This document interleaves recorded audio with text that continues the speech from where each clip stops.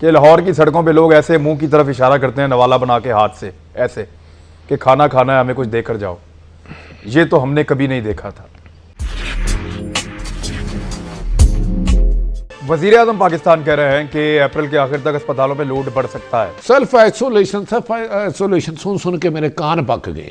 Corona کے virus کے بعد میں اکانومی طوفان، خون آلود طوفان دیکھ رہا ہوں. میرے منہ میں خاک، میرے منہ میں خاک. میری ایک رپورٹر بینگر آئے ہے، اللہ کرے میری ساری باتیں غلط ہو. میں گھروں میں دیکھ کے آؤں قیامت کیا ہوگی. قیامت آ گئی. قیامت کیا ہے کہ کوئی کسی کا خیال نہیں رکھے گا، باپ بیٹے کو نہیں پوچھے گا، بہن بھائی کو نہیں پوچھے گا، نفسا نفسی ہوگی. تو جس گھر میں 4 گھروں میں گیا ہوں جہاں 2 دن سے کچھ نہیں ہے، مجھے بتایا وہاں قیامت نہیں ہے. مجھے بتا دیں وہاں قیامت ہے یا نہیں ہے. پہلے کیا حکومت کے پاس ایسا ڈیٹا ہے کہ انہیں پتا ہو کہ سیلف آئسولیشن میں لوگوں کو ہم کہہ رہے ہیں تو باہر نہ نکلے، وہ گھروں میں جا سکتے ہیں، ان کے گھر میں اتنی کیپیسٹی ہے. معاملہ یہ ہے کہ عمران خان کو بھی آپ کس لیول تک بلیم کر سکتے ہیں. پاکستان غریب ملک ہے، ایک ریئلٹی ہے، ماننا پڑے گا. یہاں کے لوگ غریب ہیں، ایک ریئلٹی ہے، ماننا پڑے گا. پوری دنیا میں وائرس آیا ہے، پاکستان میں بھی آ گیا ہے، ایک ریئلٹی ہے، ماننا پڑے گا. پاکستان کو لاک ڈاؤن میں جانا پڑ رہا ہے، مجبوری ہے، جانا پڑے گا. اب لوگوں کو کھانا کھلانا ہے، پیسے نہیں ہیں. جنرل صاحب، وے آؤٹ کیا ہو سکتا ہے ایک حکومت کے لیے؟ اس سے مشکل وقت تو نہیں آ سکتا. یاد رہے کہ یہ رمضان المبارک کا مہینہ آنے والا ہے اور اپریل کے آخری ہفتے میں وہ مہینہ شروع ہو جائے گا. اور اپریل کے آخر تک پرائم منسٹر آف پاکستان کہہ رہے ہیں کہ کرونا کے مریضوں کا جو لوڈ ہے ہسپتالوں پہ، جس طرح یہ کیسز بڑھ رہے ہیں، یہ ہسپتالوں پہ زیادہ ہو سکتا ہے. اگر تو یہ وائرس گرمی میں کنٹرول نہیں ہوتا، آگے بڑھتا ہے، تو ہمیں تو انتظار کرنا ہے اس وقت کا جب تک کہ اس کا علاج دریافت نہ ہو جائے.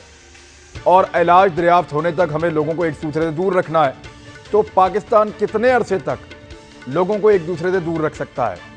سب سے پہلے بھٹی صاحب، یہ کرونا کا جو مرض ہے، ہمارے لوگوں نے یہ اپنے دماغ میں بٹھا لیا ہے، شاید گرمی آئے گی چلا جائے گا. ایک چیز اور دماغ میں بٹھا لی ہے کہ رمضان المبارک آ رہا ہے، تو اس سے پہلے شاید یہ کسان بہت بڑے جو ہے وہ بہت بڑی تعداد کسانوں کی کہہ رہی ہے کہ جیسے ہی یہ ان کی واڈی شروع ہوگی گندم کی کٹائی تو یہ کرونا ختم ہو جائے گا. تو ڈو یو تھنک کہ اس کو سیریس لیا جا رہا ہے؟ گورنمنٹ تو کہہ رہی ہے، پرائم منسٹر کہہ رہے ہیں کہ یہ بڑھے گا، ہم تیار ہیں. بہت شکریہ عمران، آپ نے بڑی ایک اہم پہلو کی طرف توجہ دلائی ہے. اور آپ کے علم میں ہے کہ جب یہ لاک ڈاؤن کے حوالے سے سارا معاملہ چل رہا تھا تو اس وقت ایک بڑی کیمپین چلائی گئی تھی. بڑے ہم جو ہے وہ جذباتی ہوئے تھے کہ لاک ڈاؤن جو ہے وہ کیوں نہیں کیا جا رہا، کیوں نہیں ابھی تک جو ہے وہ حکومت کرفیو کیوں نہیں لگا دیتی. وہ یہی پہلو تھا جس پہلو کی طرف آج آپ بات کر رہے ہیں اور جس کی طرف بھٹی صاحب بات کر رہے ہیں کہ پاکستان کی 25% آبادی تو خطۂ غربت کے نیچے رہتی ہے اور باقی بھی جو لوگ ہیں وہ بھی اس سے 25% اوپر ہیں، وہ بھی ہینڈ ٹو ماؤتھ ہیں، جو کسی نہ کسی 300 روپیہ ڈیلی دیہاڑی کماتے ہوں گے، جن کی $2 جو ہے یا جن کی $1 $1.5 جو ہے ان کی ڈیلی کی انکم ہے، جس سے ڈیلی کا روز گزر بسر کرتے ہیں. یہ وہی وجوہات تھی جس وجوہات کے اوپر وزیر اعظم کی نظر تھی. ان کو اس چیز کا احساس تھا جس پہ وہ چاہ رہے تھے کہ ورک کر کے ہم فیصلہ لیں. یقیناً وبا کو روکنے کا ایک آزمودہ طریقہ یہی ہے کہ ہم سوشل ڈسٹینسنگ کریں. اس کی چین کو روکنے کے لیے، اسپریڈ کو روکنے کے لیے ہمیں بڑے بڑے اجتماعات کو روکنا ہے. لیکن پاکستان، دنیا کے بڑے بڑے ممالک اس کے سامنے جو ہے وہ گھٹنے ٹیک گئے. بڑے بڑے ہیلتھ کے نظام جو ہے وہ فیل ہو گئے.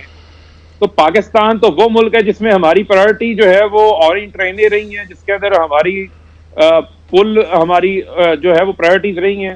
1500 وینٹیلیٹرز ہم اس ملک کے اندر چھوڑ کے گئے. اب تو ایک چیلنج کا سامنا آیا ہے